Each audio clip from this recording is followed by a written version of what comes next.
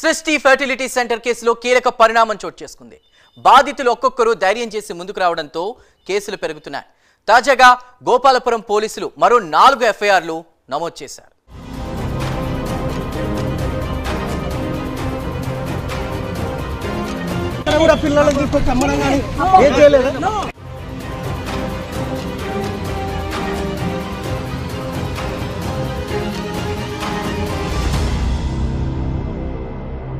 సృష్టి fertility centre సంస్థ నిర్వాహకులు చేసిన మోసాలు ఒక్కొక్కటిగా వెలుగు చూస్తున్నాయి.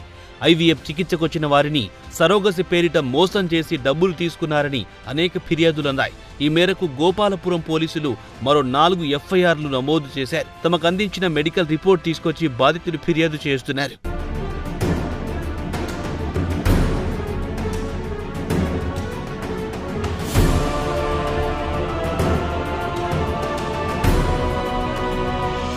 నల్గొండకు చెందిన దంపతుల నుంచి ఫెర్టిలిటీ నిర్వాహకులు డాక్టర్ నమ్రత 44 లక్షలు కాజేసింది. బాధితుల ఫిర్యాదు మేరకు నమ్రత, సదానందం, చెన్నారావు, అర్చన, సురేఖపై కేసు నమోదయ్యింది. హైదరాబాద్కు చెందిన బాధితురాలి ఫిర్యాదు మేరకు మరో కేసు నమోదయ్యింది. సరోగసి చేస్తామని బాధితురాలికి నమ్రత హార్మోన్ ఇంజెక్షన్ ఇచ్చింది. కొన్ని రోజుల తర్వాత కళ్యాణి గ్యాంగ్ విశాఖకు పిలిచి స్పెర్మ్ తీసుకొని పంపించింది. ఈ వ్యవహారంలో సరోగసి పేరుతో బాధితుల నుంచి 18 లక్షలు కాజేశారు. ఈ ఘటనకు సంబంధించి నమ్రత, డాక్టర్ విద్యులత, కళ్యాణి, శేషగిరి, శ్రీనివాసరెడ్డిపై కేసు నమోదైంది.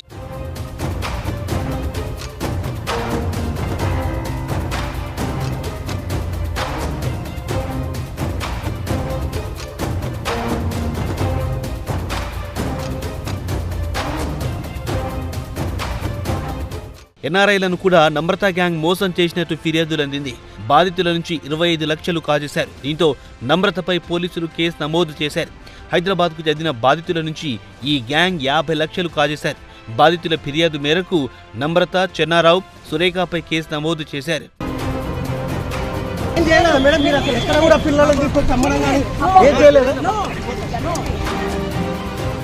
ఎలిగేషన్ మాత్రమే.